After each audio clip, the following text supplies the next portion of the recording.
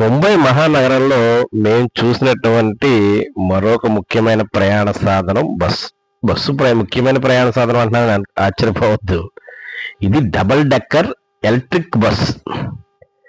ఈ ప్రయాణంలో మేము అనేక ప్రయాణ సాధనాలు ఉపయోగించాము. ముఖ్యంగా మా టీం అంతా కూడా అదే డబుల్ డెక్కర్ బస్ అని చూపించడం కోసం మీకు ఆ మెట్లు చూపించాను. నయనాల్ శ్రీనివాస్, వీడెవడో మహారాష్ట్ర, ప్రధాని శ్రీనివాస్, దర్బార్ శర్మ గారు, రాజశేఖర్,